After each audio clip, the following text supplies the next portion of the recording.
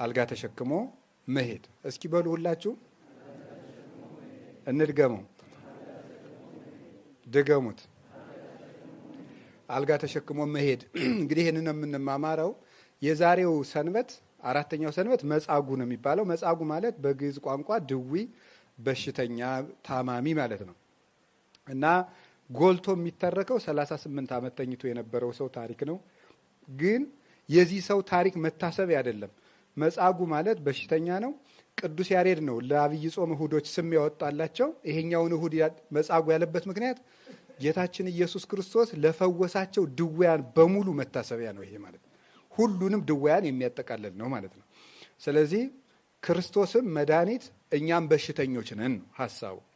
ክርስቶስ መድኃኒት ነው፣ እኛ ደግሞ በሽተኞች ነን፣ ድውያን ነን ማለት ነው። ስለዚህ ስለ መዳን የምንማማርበት ነው ማለት ነው።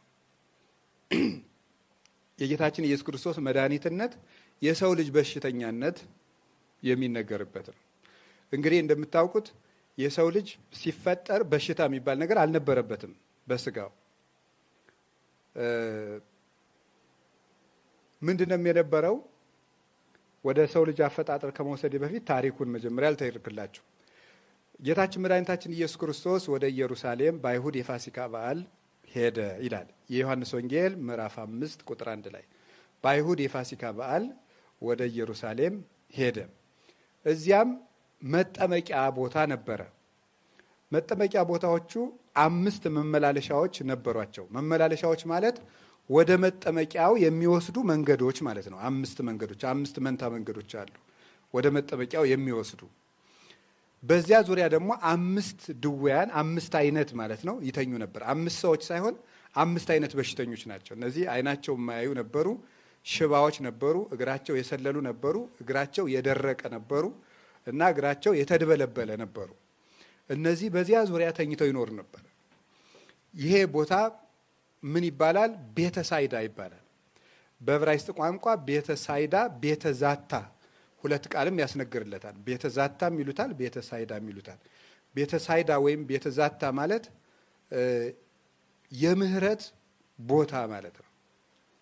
የምህረት ቤት ማለት ነው። መካነ ሳይል የምህረት ቦታ፣ የምህረት ቤት ማለት ነው። ይሄ ቦታ በብሉይ ኪዳን ጊዜ መላኩ ከሰማይ እየወረደ ውሃ ነበር፣ በዙሪያው ኩሬ ነው። ያንን ኩሬ ከቄድሮን ወንዝ ወይም ቄድሮስ ወንዝ፣ ቄድሮስ ይለዋል፣ ከሱ ተጠልፎ የመጣ ውሃ ነው። በቤተ መቅደሱ ዙሪያ የነበረ ያ ውሃ መልአከ እግዚአብሔር ከሰማይ ይወርድና ውሃውን በመታው ጊዜ ውሃው ይታወካል።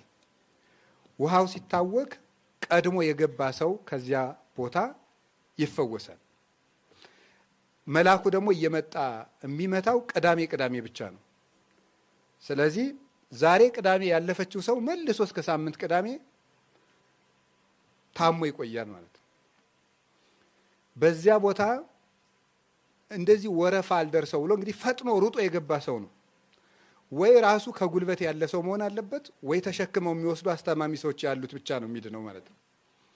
ይሄ ሰው ግን መንቀሳቀስ ስለማይችል 38 ዓመት በዚያ ወድቆ ተኝቶ ይኖር ነበረ። እንግዲህ ጌታችን መድኃኒታችን ኢየሱስ ክርስቶስ ወደዚህ ሰው ነው የሄደው።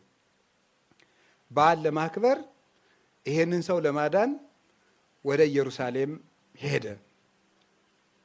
አሁን ይሄንን ካልኳችሁ እሱ ምን አለው? ሄዶ አንተ ሰው መዳን ትፈልጋለህ አለው። ሰው የለኝም እንጂ አዎ መዳን እፈልጋለሁ። እኔ በመጣሁ ጊዜ ሰዎች ተቀድመውኝ ይወርዳሉ እና 38 ዓመቴ ነው እዚህ የተኛው አለው።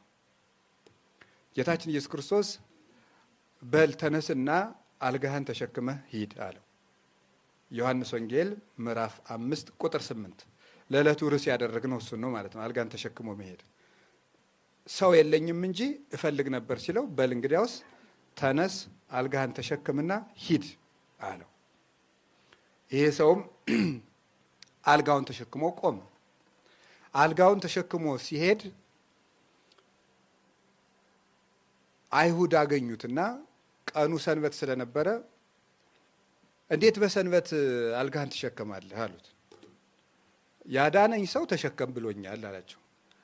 ማን ነው ያዳነህ አሉት። እኔ አላውቀውም አለ። ጌታ ደግሞ ዘወር ብሎ ፈቀቅ ብሎ ሌላ ቦታ ነው የነበረው። አላውቀውም አለ።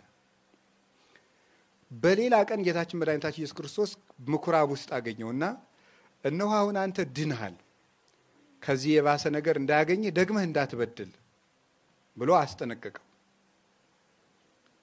አይሁድም ጌታ እንደፈወሰው ስላወቁ አካሰሱት። ያካሰሱት ምክንያት ሰንበትን ሻረ ብቻ ብለው አይደለም፣ እግዚአብሔር አባቴ ነው ስላለም ነው። ጌታ ምን አላቸው? ለምንድን ነው ሰንበት ሽረ የምትፈውስ ሲሉት፣ አባቴ እስከዛሬ ይሰራል እኔም እስከዛሬ እሰራለሁ አላቸው ይላል። ስለ ቃሉ እግዚአብሔር ስሙ የተመሰገነ ይሁን።